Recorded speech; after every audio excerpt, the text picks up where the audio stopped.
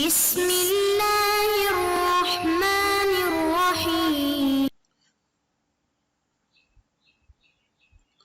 اعوذ باللہ من الشیطان الرجیم بسم اللہ الرحمن الرحیم۔ عزیز طلباء کرام، ہم صاحب فصول کے اپنی رائے اور قول کے مقدمہ جو ہے وہ تب واجب ہے کہ جب وہ موصلہ ہو کہ ادلہ کو ذکر فرما رہے تھے، اور ہم نے اس سلسلے میں 3 ادلہ کو جو ہے وہ صاحب فصول سے ذکر کیا اور ان کے جواب کو بھی ہم نے ذکر کیا۔ اصل ادلہ کو ہم نے ذکر کر دیا تھا، لیکن جو ان کے جواب ہیں اور رد جو مصنف نے ذکر کی ہیں ان کے اوپر جو ہے وہ ہم آج جو ہے اس درس میں بحث کریں گے۔ قد عرفتہ سے لے کے مصنف جو ہے وہ پہلے دلیل کو جو صاحب فصول نے ذکر کی ہے اس کو رد فرما رہے ہیں۔ اگر آپ کو یاد ہو تو پہلی دلیل کا خلاصہ یہ تھا کہ عقل کے حکم کے مطابق مقدمے اور ذیل مقدمے کے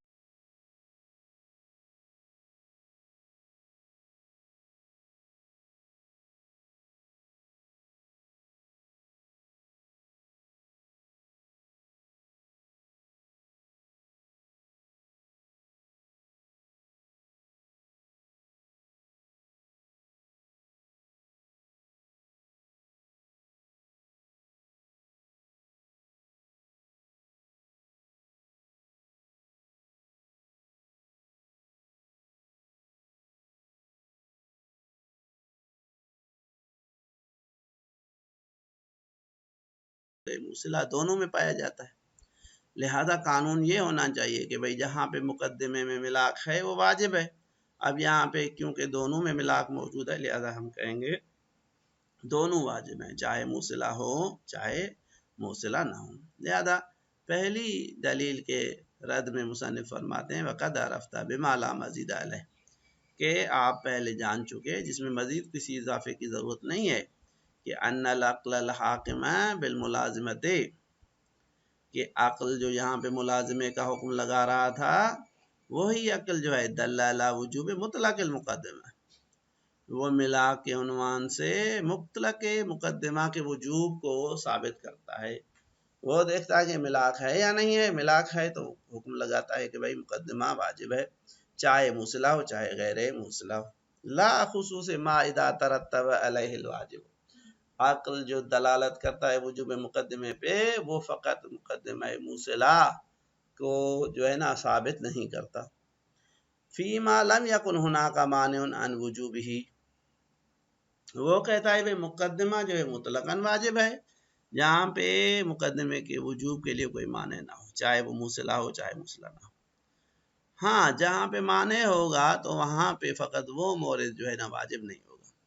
کما اذا کان بعض مصادقہ معقوما فعلا بالحرمت، مثال مقدمہ مطلق مقدمہ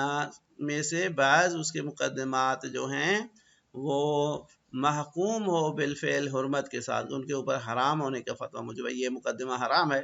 تو یہاں پہ حرام معنی ہوتا ہے کہ اس کے اوپر وجوب نہ آئے، وگرنہ بذات خود اس میں مقتضی موجود ہے۔ لثبوت مناط الوجوب حینئذ فی مطلقہ، اب یہ لثبوت اس کے لیے دلیل ہے کہ کیوں دل العقل علی مطلق المقدمہ،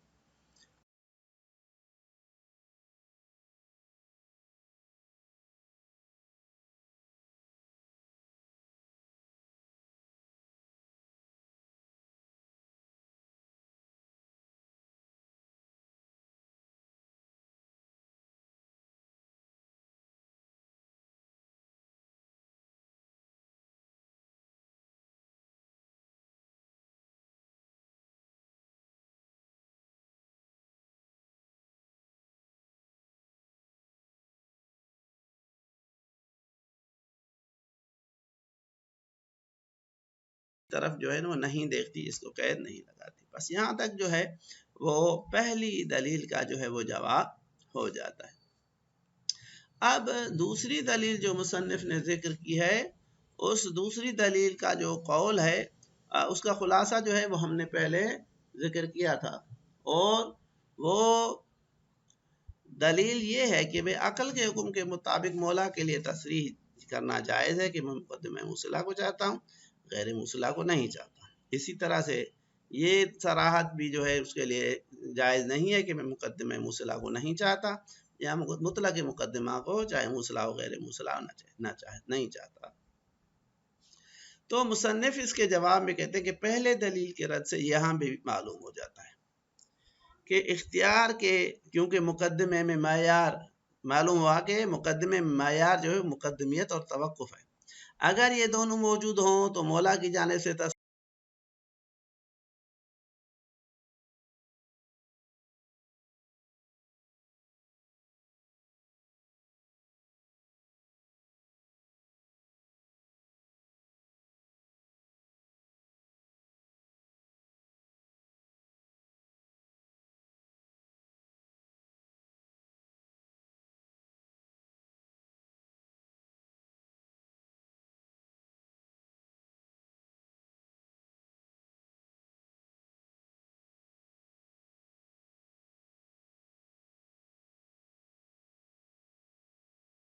انجام کرنے کو اختیار کیا تو وہ بھی حاصل ہو جاتا ہے، اور اگر جو ہے انجام نہ دیا، سوئے اختیار کا جو ہے نا سوئے اختیار کو انجام دیا، تو اس صورت میں وہ مقدمہ جو ہے حاصل نہیں ہوتا۔ پس بنابراین مقدمہ موصلہ میں دو مطلوب ہوتے ہیں، ایک مطلوب غیری مقدمی، دوسرا جو ہے مطلوب نفسی جو ذیل مقدمہ ہوتا ہے، جبکہ مقدمہ غیر موصلہ میں جو ہے وہ فقط ایک چیز جو ہے نا وہ موجود ہوتی ہے۔ لہذا فرماتے ہیں وقد ان کا دامن ہو، یعنی جواب اول سے یہ چیز واضح ہوئی کہ انہو لیس للعامر الحکیم غیر المجازف بالقول ذالک التصریح، اصلاً جو عامر حکیم ہے جو جزافہ گوئی نہیں کرتا، فضول باتیں فضول کلمات کو ادا نہیں کرتا، بیہودہ کلام کو انجام نہیں دیتا، اس کے لیے یہ تصریح کرنا جو ہے اس کا حق ہی نہیں ہے۔ بے الفاظ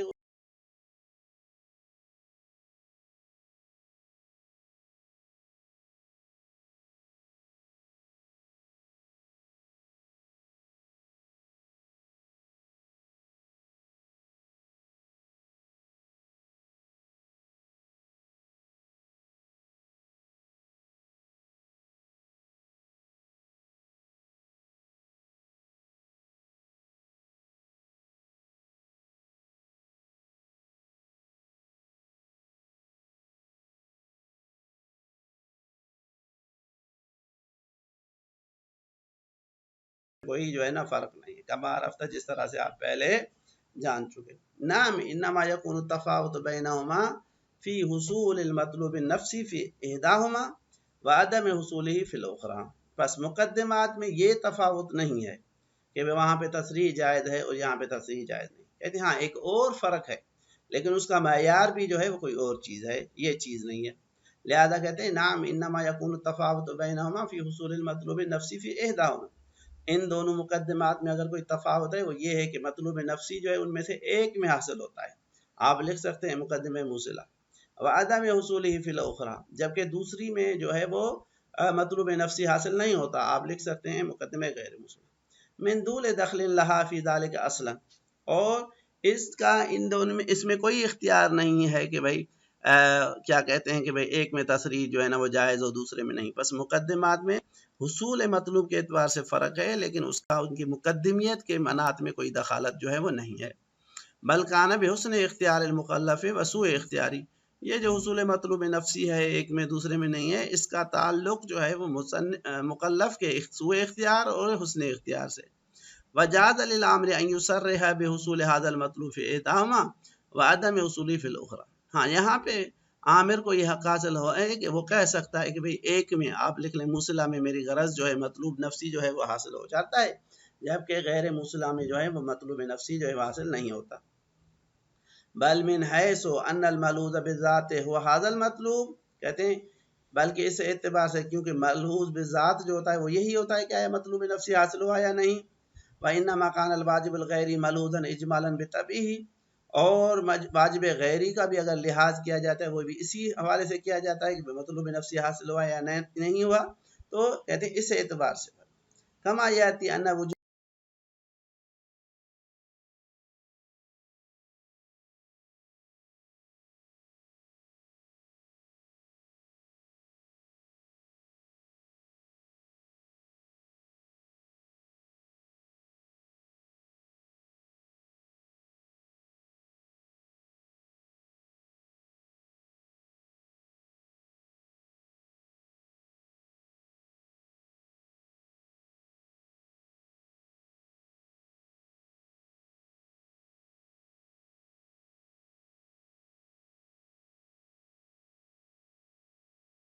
لہذا کہتے ہیں جاز فی صورت عدم حصول المطلوب النفسی، کہ جب مطلوب نفسی حاصل نہ ہو تو مولا کے لیے جائز ہے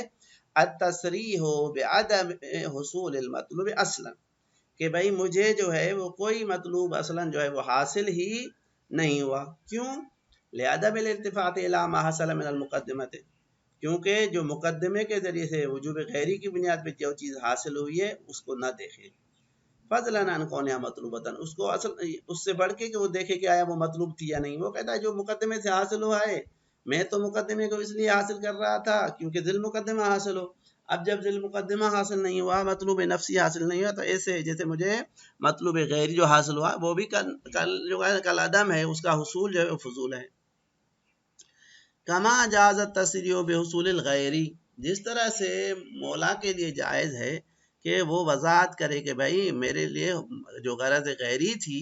مطلوب غیری تھا، وہ تو حاصل ہو.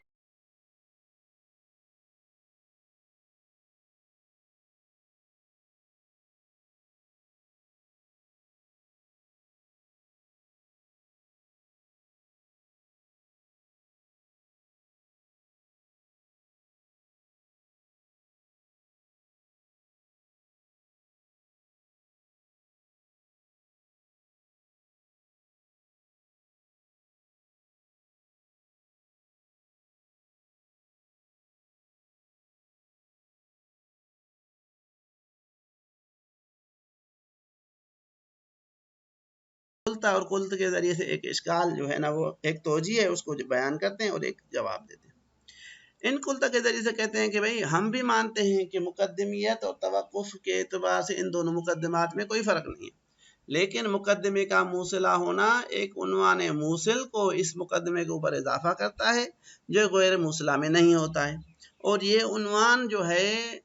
ایک حکم ایجابی یا سلبی کو اس مقدمے کے اوپر لاتا ہے، اگرچہ اس کا خود مقدمے سے تعلق نہیں ہوتا، اس عنوان کی وجہ سے ہوتا ہے. بس حکم کا تعلق اس عنوان سے ہوتا ہے. بس خلاصہ یہ ہے کہ مقدمے کے اوپر موصلہ کے اوپر موصل ہونے کے اعتبار سے ایک عنوان آتا ہے، اس عنوان پہ ایک حکم آتا ہے، اور وہ حکم جو ہے وہ سبب بنتا ہے کہ وہ عنوان جو ہے ایک وجوب کو پیدا کرے اور غیر موصلہ میں جو ہے وہ عدم وجوب کو پیدا کرے. تو اس طرح سے اس کو معیار بنا سکتے ہیں. مصنف اس کا جواب دیتے ہیں کہ ایصال کیونکہ عنوان انتزاعی اور اعتباری